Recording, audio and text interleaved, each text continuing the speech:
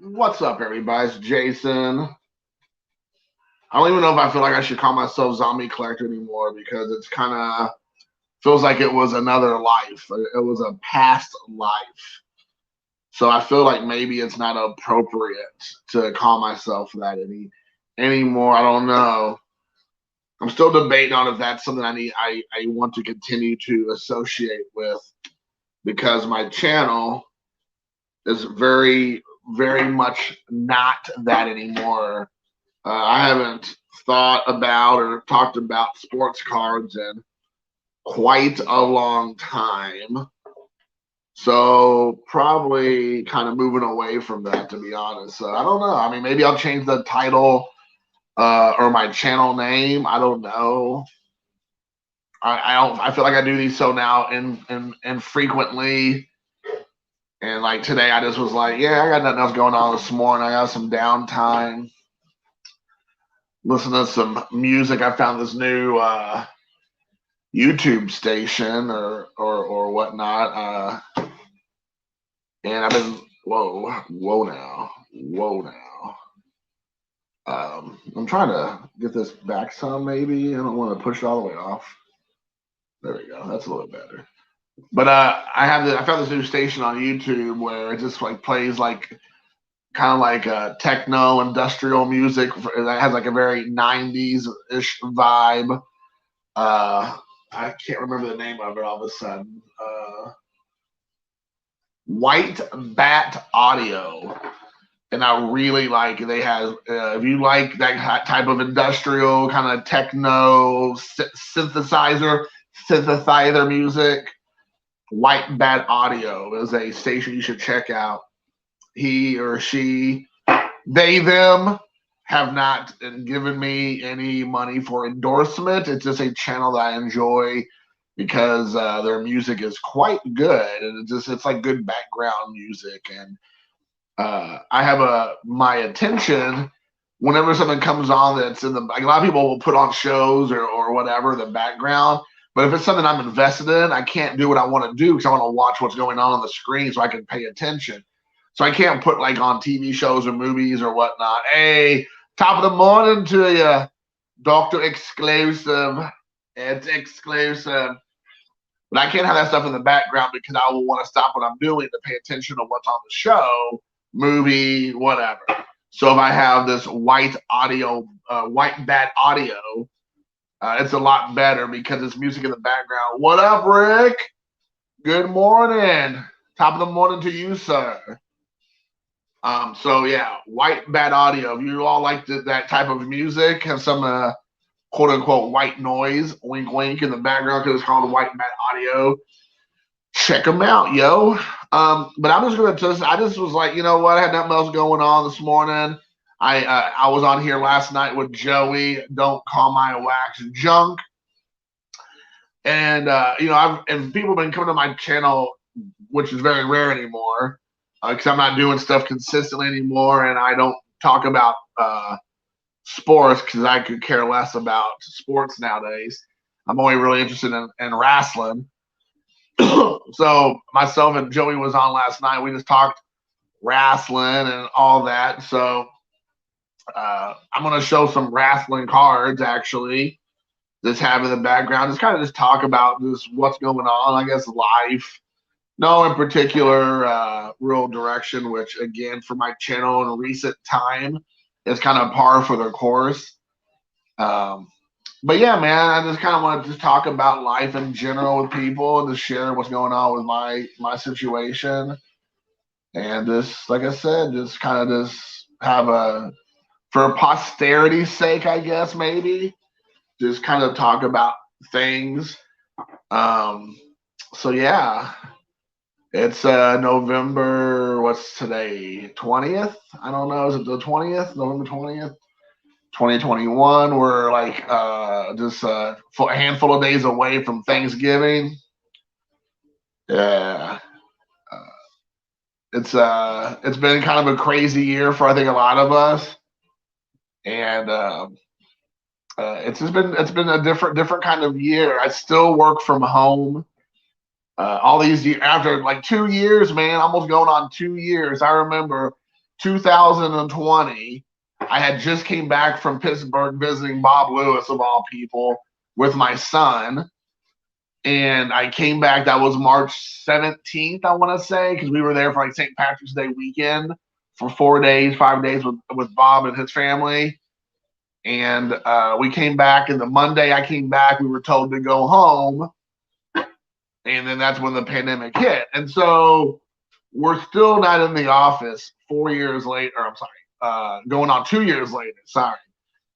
And I mean, we're still a few months away from that. But again, the word around the campfire is we're probably not going back anytime soon. Or again, it's going to not be the same as it was when we were there before because of the world we live in now has changed so much. So that's crazy. That's kind of a crazy situation. So yeah, that's been going on. So I've been living my life in the last 2 years at my house doing my job.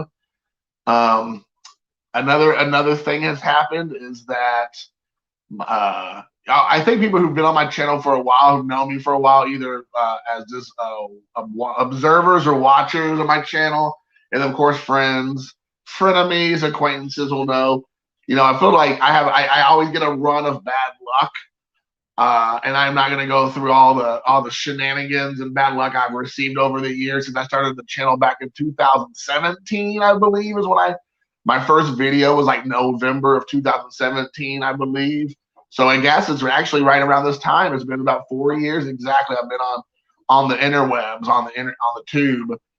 But first day of October 2021, I woke up, came from my bedroom into my kitchen, which is where you see me at now, which is also my office, and I was fixing myself some hot green tea, or coffee, I'm not for sure, and I realized when I was walking over to one of my cabinet areas, I was standing in water. Hey, what up, Henry? And I'm like, that's weird. I don't remember a kiddie pool being in my kitchen.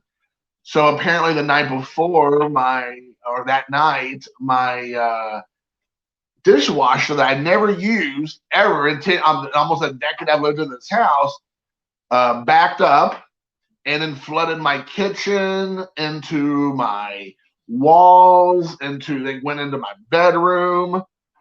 And it was a complete utter it was a wet dream, and not the good kind. So more like a wet nightmare.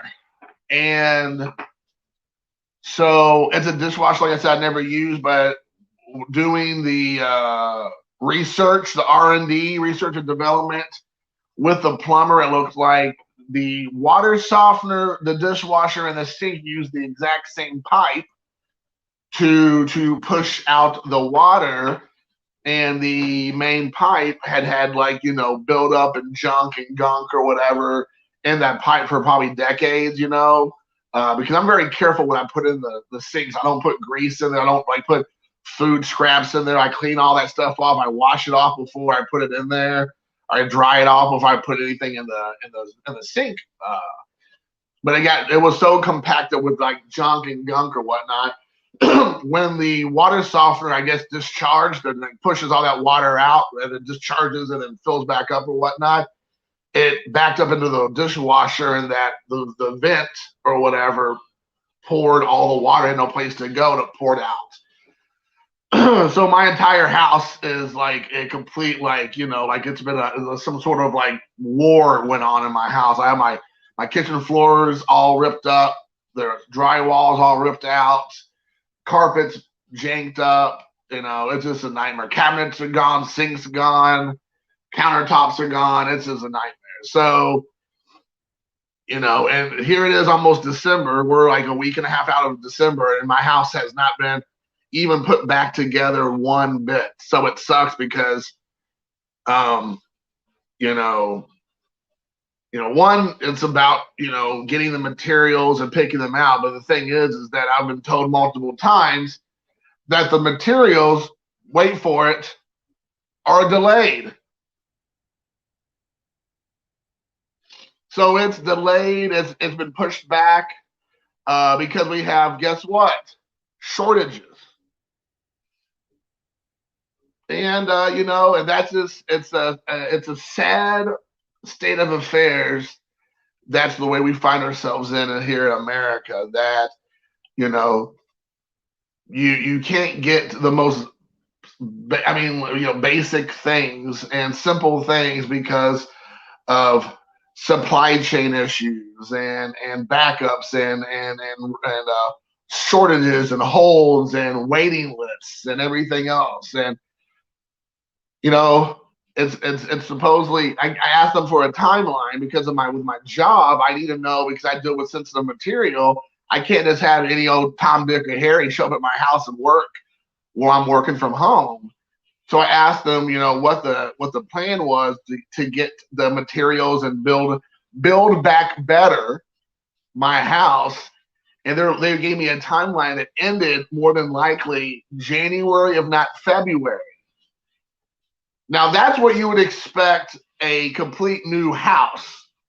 4 months, 5 months, October, November, December, January, February. That's 5 months we're talking about before they think they would have it back, put back in order, put back together like Humpty Dumpty. Now, in the olden days, 2020 and before, you could build basically in 5 months a subdivision. At least a half a subdivision could be built in 5 months. And you know, now you can't even get tiles and cabinets and sinks and faucets and everything else without possibly looking at 2 3 month timeline before the material can be procured. It's just shocking. So anybody who lives in this fantasy world of, you know, that stuff's just a bunch of propaganda and fear mongering and that's not true and blah blah blah. Well, I'm here to tell you it's not. It is true. It's a reality, and it affects people because you know it's not like again it's a whole new house remodel. We're talking about essentially 2 rooms and change cannot be fully restored because of shortages and supply chain issues and whatever stuff. It's pretty ridiculous to be honest with you. And I know I'm grateful that my house wasn't completely ruined, that I'm not like living in a hotel for the next couple months. Though that could happen because I mean right now I have a temporary sink that's like yay big that I'm trying to do something. I have no countertops. My microwave's on the floor. My rice cooker's on the floor. My oven's like pushed out from the walls, like in the middle of my kitchen. All my cabinets are gone except for a few of the toppers. You know, all the walls are exposed. It's winter time, so like there's no, you know, when I heat my house, there's heat's just going all over the place, inside the walls, around the walls. You know, it's not being enclosed. It's just a nightmare. So you know, my carpet was like I said ruined, so now my bedroom's gonna end up getting like having to like having to live like on my couch maybe for a couple of days. It's just it is what it is. But I mean, you know, it's ridiculous, and so that's what I've been kind of going on. That's kind of what I'm dealing with. You know, it's unfortunate. I have a good spirits about it, but also you know I try to be real about things too with people because I think a lot of people who still come around to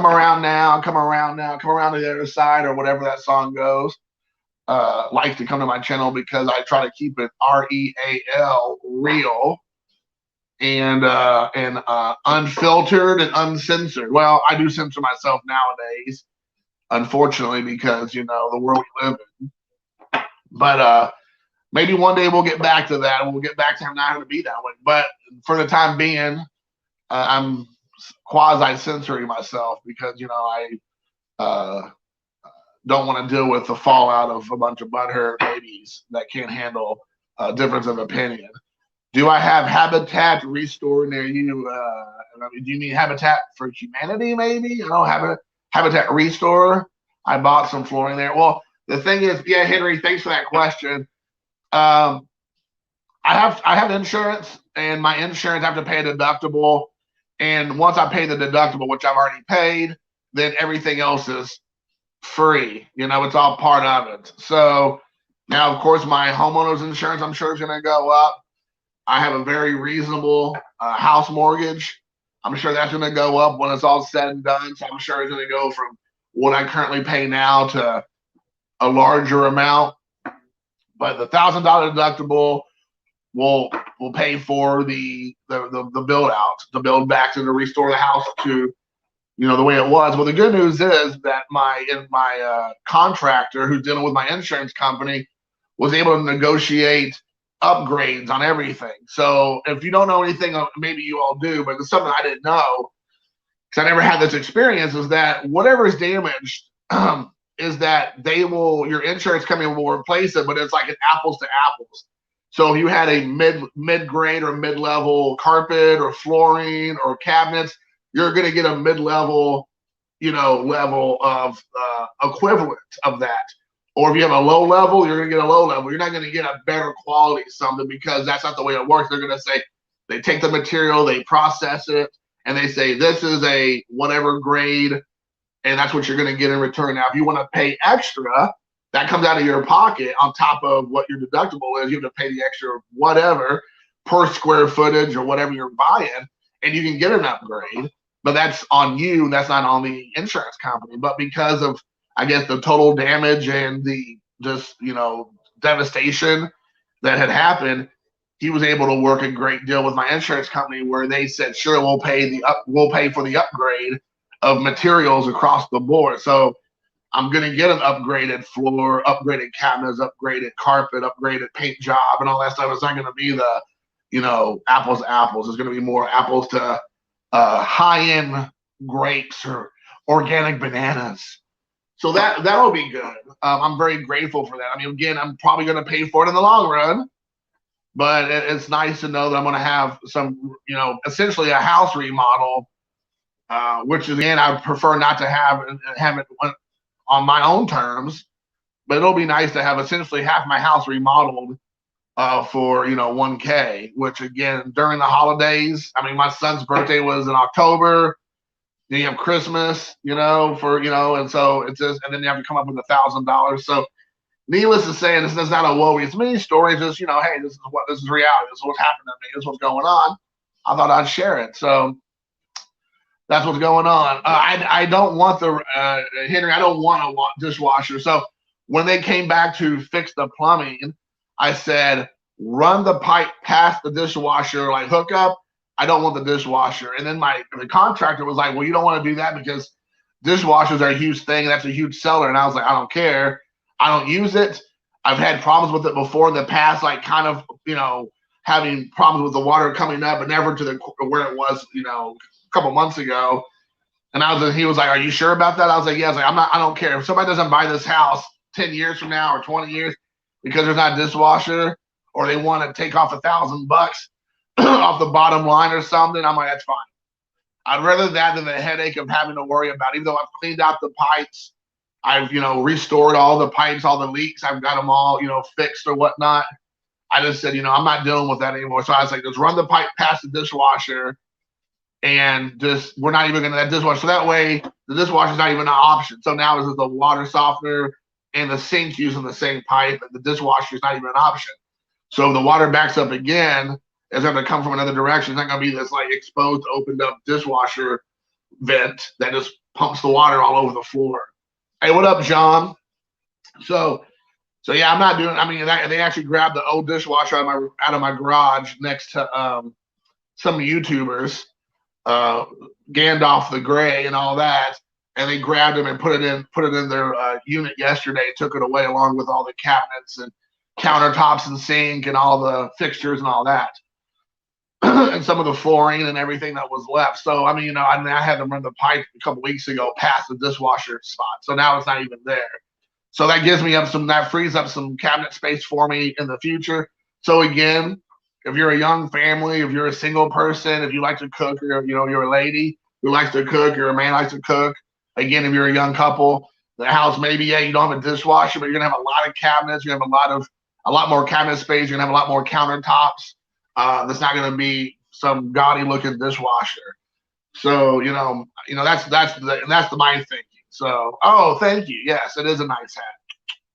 Brooklyn Dodgers, baby. So that's kind of what I'm dealing with that. So we'll see. Tuesday I'm supposed to go. I mean, like I picked out the materials, but I guess I'm going to finalize them on Tuesday. And I'm hoping Monday after Thanksgiving they will be here starting to do work. So that's probably wishful thinking in my thinking, but that's what I'm going with. So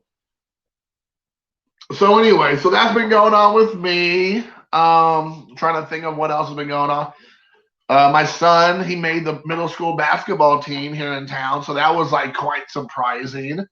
Now, because I didn't think he could make it, just because it's kind of stiff competition. The middle school it's a pretty big middle school for this area.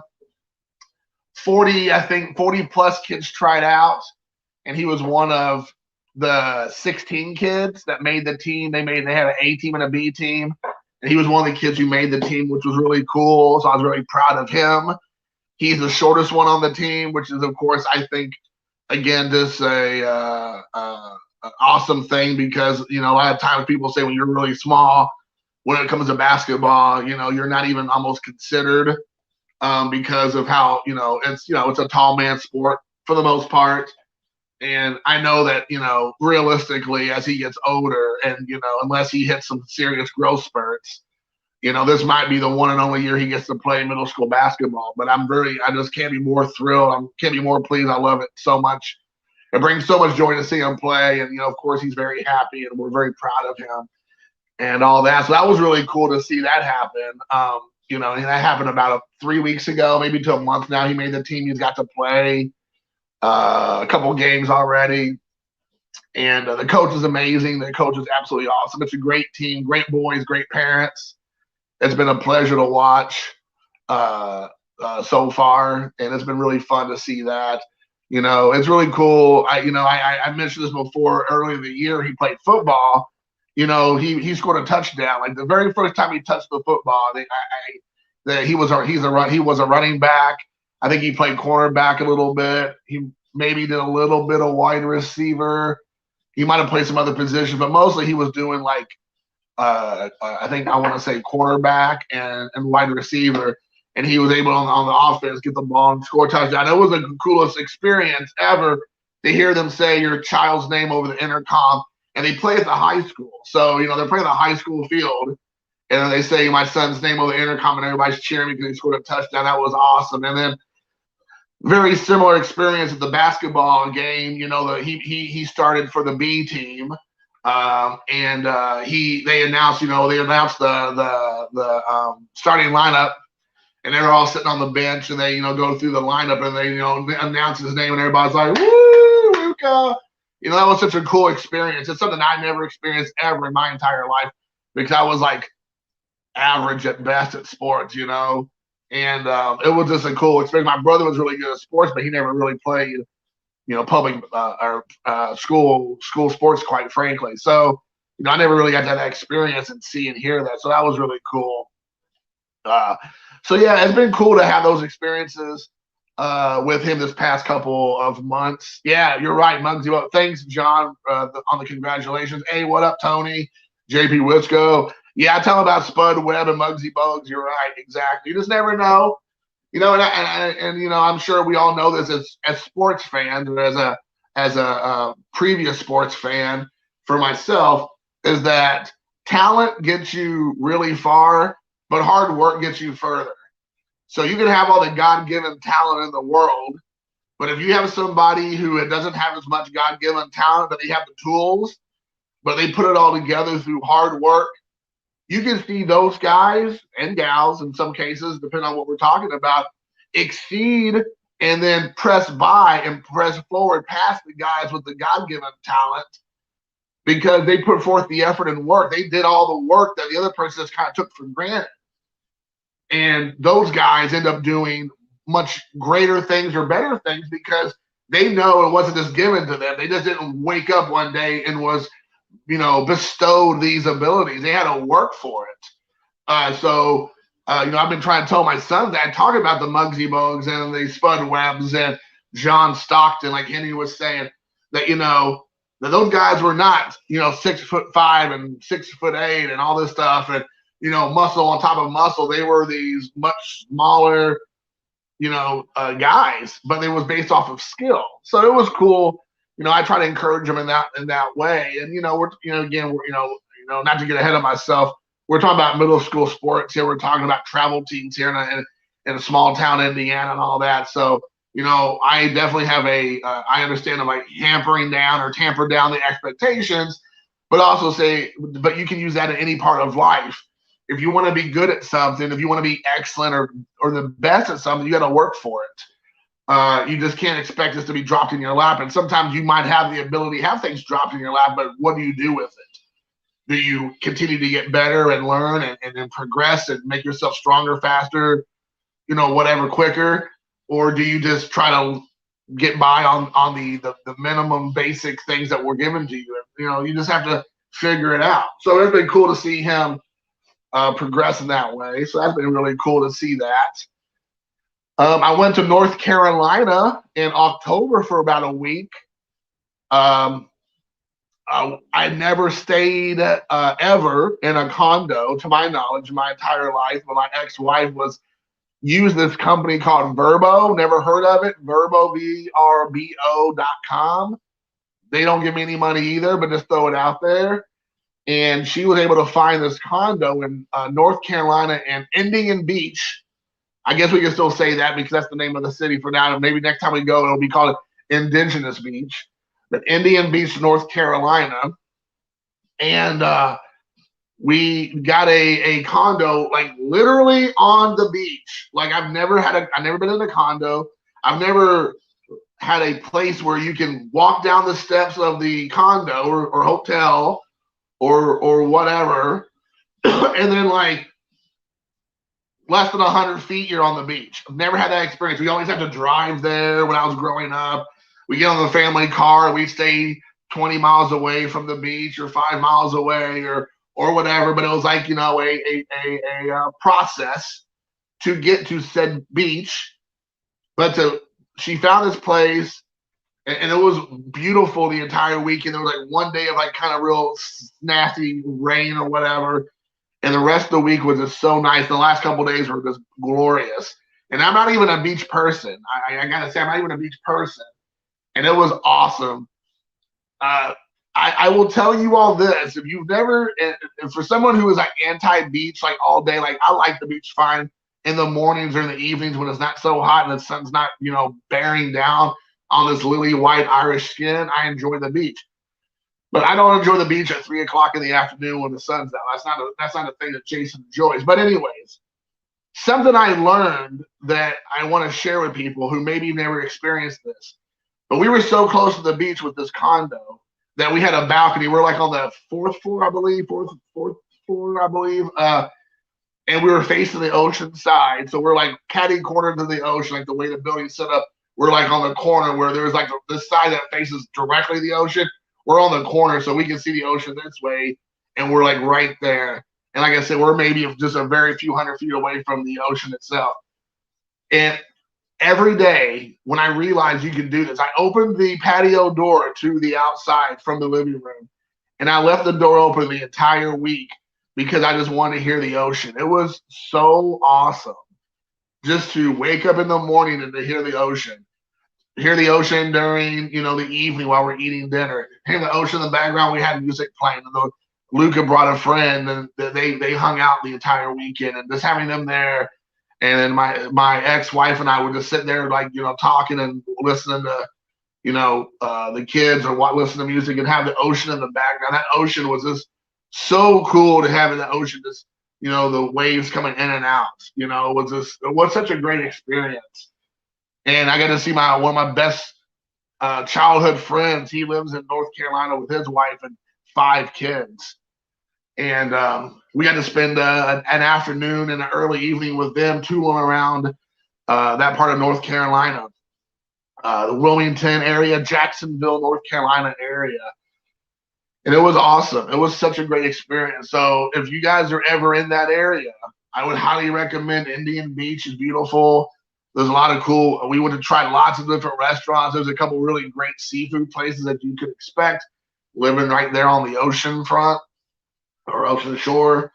It was great. So that was really cool. That was a cool experience. And even though my house was like a complete disarray because the damage had been done like the prior week, I was like, we already made these plans. I didn't want to back out on Luka and go, oh, I'm not gonna go. I'm not gonna go now because my house is in a complete shambles.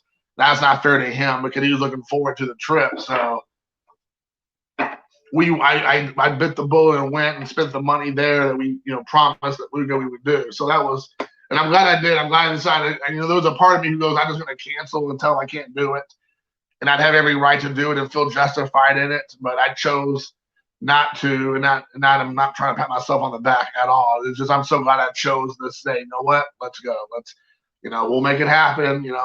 It's worth the experience to go take Luka and go. Luka said he had a great time, which is all as a parent you want to hear is that if you do something for your kid or kids, that they appreciate it and they enjoyed it. We went fishing off of a pier. Luka and his buddy were catching the fish off of the pier that was like jutting out into the ocean. It was like supposedly the longest pier in America or on the eastern seaboard or whatever. And they were like fishing on this pier for hours. And I mean, like literally all night long, we were out on this pier. People were catching fish left and right. I saw, oh man, I'm going to tell you like three of the coolest things. So we took this like ferry ride. With me and his mom and Luka and his friend, we took this ferry ride. And apparently in North Carolina, you have this islands, like these small, like marsh little islands that like, that dot the coast of North Carolina. And they have Spanish horses that are wild Spanish horses that are running around on these islands. And apparently what we were told was, I guess during when Spain was first coming to North America, they had like maroon ships that, broke apart on these islands because they're like, like small islands were like barely sticking out of the water. So the boats were like not knowing there was land. And some of these areas are like marshland. And the boats were like maroon or crash into it, and they would break apart, and they couldn't, restore the boats. And the horses would get out, and then they ran up on these islands, and they'd been there since 1600s, I guess, or the early 1700s. I'm not for sure when. And now they're just wild horses up and down the coastline. And we were in this ferry, and they tell you at the beginning, like you may or may not see wild horses because they're wild. They don't, it's not like it's a zoo, but you may see them running around on these islands. And so we're like, okay. And we went on a partially cloudy day. It wasn't the best day. So I'm like, who knows? And we got to see so many horses running around on the beaches. It was like unbelievable. I couldn't believe it. I'm like, this must be like what Steve Irwin was like, except with minus the manta rays. I mean, it was just unbelievable. Just like running around on these islands. It was like they called it. And and since my expectations were lowered because they tried to be like, hey, don't pay your $20 or $15. It was an hour and a half, ferry ride over the ocean. So that part was, to me, it was worth the money anyway, just to be on the ocean and just experience the ocean for an hour and a half, being on this like little boat. But then we got to see dolphins. We like all these like dolphins show up, and there's pods of dolphins, and they're all around our boats, and they're just like hopping in and out of the water, just jumping in and out. They're just right next to our boat the entire, maybe not out the entire time, but a chunk of the time, they were just out there right in front of our boats, and they were out something else. They said, we might run into some dolphins. And lo and behold, that's exactly what happened. So I'm just like, wow, this is great. I mean, I couldn't believe it, And, maybe it's some kind of like they know where to go, and they know how to, peruse the coastline and get the best, bang for your buck for all the little touristy people. It could have, for all I know, they have dolphins in cages, and as soon as they see the boat go by, they're like, okay, let them out. Who knows? But it was really cool. And to see the wild horses on these islands, I just never seen anything like that in my entire life. I was like so shocked that these beautiful horses, Spanish horses, were just running wild on these beaches. No saddles, no people. People weren't allowed to get close to them because they're wild. They'll, I guess, bite you or kick you or trample you if you get too close. Because you can go to the islands that they're on. You can't like get off the boat to go on there, but they tell you you'll get fined and penalized or whatever if you try to pet or feed them.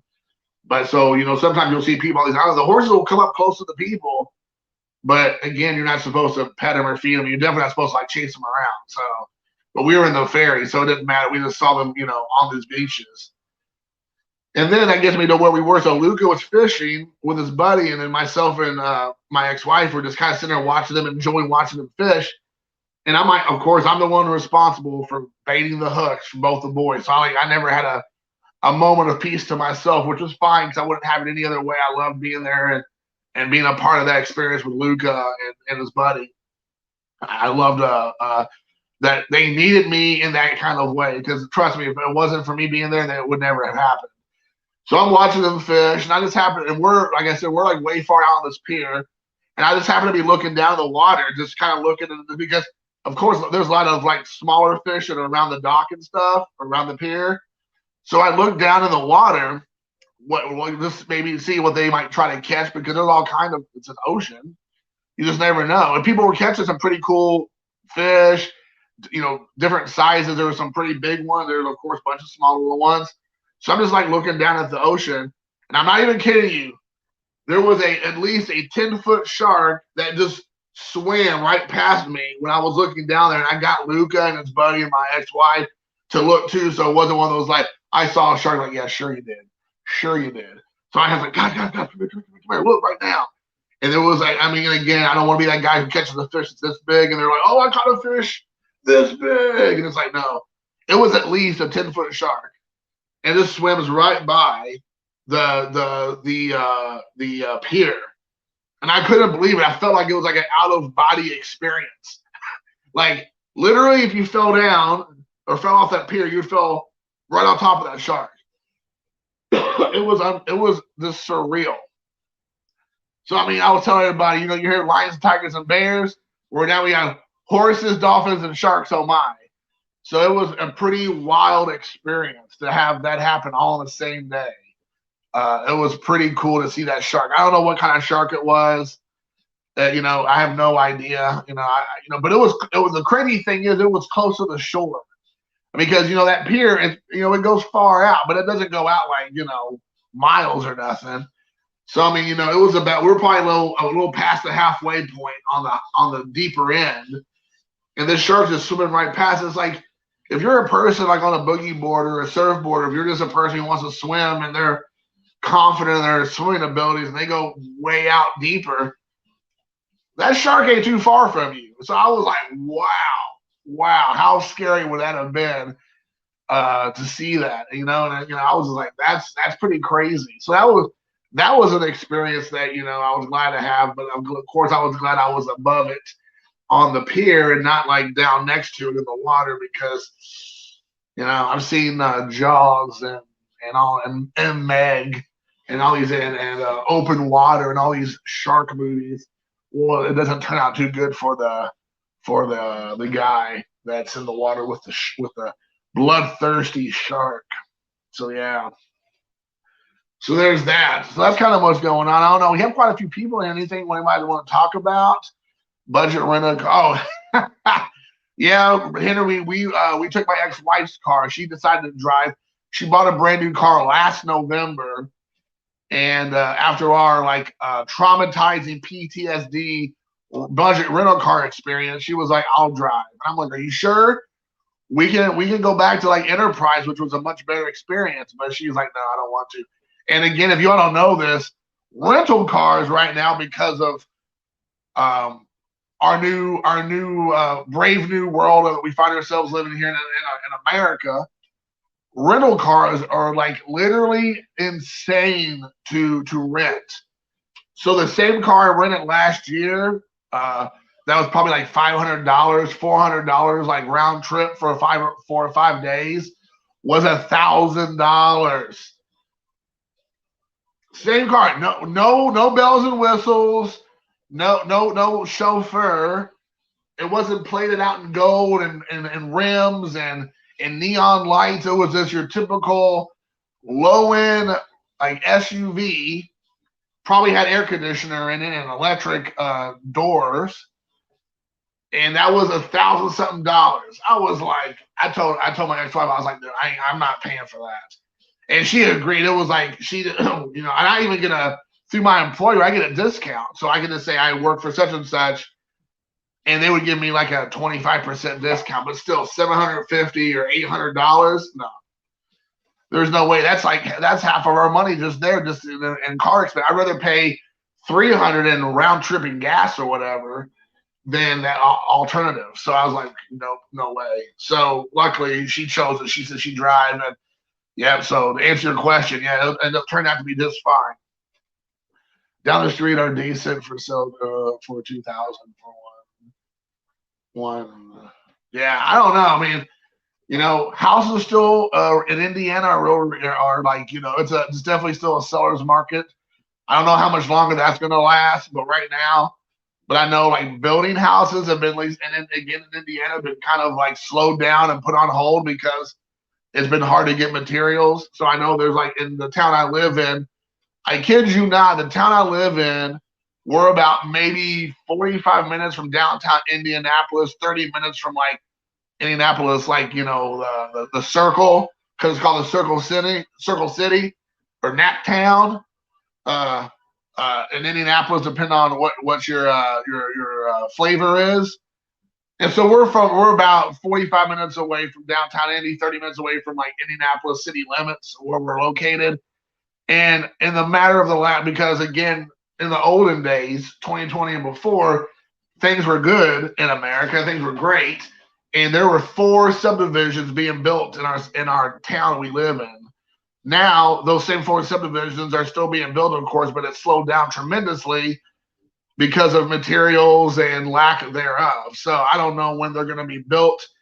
But I went to a parent-teacher conference this past Thursday, or a school board, parent-teacher school board meeting, or school board meeting, parents can attend. And someone was talking about the new housing developments, and 2 of them had close to 200 houses in them, and 2 of them had close to 500 houses in them. So that's what, 5,000, 1,400, maybe close to 1,500 new houses being built in the town or the city I live in. It's crazy to think that. It's absolutely nuts. So 1,500 new houses or around about. That is crazy. And so, yeah, it's nuts. And I don't know how much of that's going to be put on hold or how much of that slowed down, how far along were they before things got bad, that they maybe are already on the other side of it and they're going to be okay. I'm not for sure because it's not something I have to deal with. But I am dealing with what I was talking about earlier with just the materials I need for my house to get back on track. They built $350,000 houses 1 minute from me. That was 2 years ago. Yeah.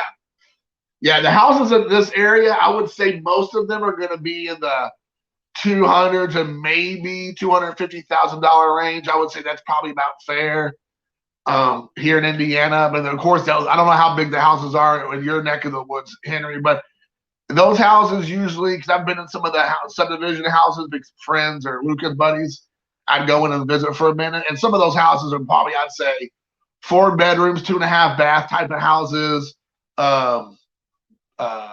Garage. Most of them are like attached garages, two car garages, and you're getting a four bedrooms, like I said, 2.5 baths, and all that, and you're probably paying about that $250,000 mark, which is, I think, pretty reasonable for Indiana market. I've heard a lot of people are moving from like New York and California and like other states in the East and West Coast that out here, like, if you can believe it, Kat Von D moved down to my neck of the woods where I'm from in Southern Indiana. She bought a house in Vevay. I'm from Jeffersonville. So Vevay is about maybe an hour-ish north of where, because I live to the furthest south you could go in Indiana. Like if you go any further south in Indiana, you go into the Ohio River where I lived, and then Louisville, Kentucky was on the other side of the Ohio River. So you can't go, like my house is here. The Ohio River was right there. Like I go down my street,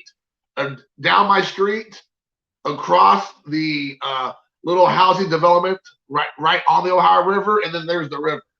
So I mean, I could jump into the Ohio River in less than like 2 minutes from my house on bicycle. I can ride my bike all the way down the hill, all the way down through the person's yard, and I just go right into the Ohio River. Now, no one would want to do that because the Ohio River is filthy as all get out.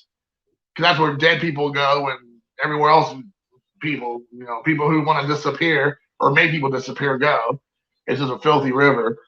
But Kat Von D, she bought a mansion, an old 1800 like 1896 mansion in Vevay, which is close to Cincinnati on the Ohio side of Indiana. And her and her son, and I guess some of her people, maybe I don't know, but I don't know if she's married or not. But I think it's just her and her son, and maybe like I guess maybe some of her people. But she bought that house and she started showing pictures of it on it recently, and it's a beautiful old house, and she loves it. So you're starting to see people from California, New York, and stuff move to Indiana because of the ridiculous policies that those states have. But like I always say, is like remember the reason why you left your state. Do not bring those same thoughts and political views and mindset to Indiana because we don't want it. You came here because you want to escape that. Do not bring your ridiculous liberal thinking into the state. But I'm sure that's wishful thinking because they left that state because of how oppressive it is. But then they don't want to actually give up a lot of those things either. They want to, they want to make you like-minded until they ruin that and then they go somewhere else. So we'll see. Wishful thinking on my part, I'm sure, but we'll see how it goes. But like I said, you see a lot of that more and more frequently. And then the town I live in now, like I said, almost 1,500 houses. That's crazy. So there's gonna be lots of people from Indianapolis, I'm sure, and the surrounding community is moving out this way. So we'll see. I'm just hoping we can. By the time any shenanigans really get going, my son will be out of school because it's already bad enough as it is. For sure. So, anyways, guys, I've been on for almost, a little over 45 minutes. I guess I'll hop on. I was going to show a bunch of cards and stuff. I'm going to show off. I've actually bought some stuff recently, but I think I'm going to just hold off. Maybe I'll do another video where I'll just chit chat. It's like I said, I've been on here for a while. Hope you all enjoyed. It was great catching up with a few people. Thanks, Henry, and who else is in here? I forgot everybody. John was in here, and Tony, and Rick and Joe. So yeah, guys, I appreciate you all hanging out with me, and we'll have to do it again sometime. And until then, peace.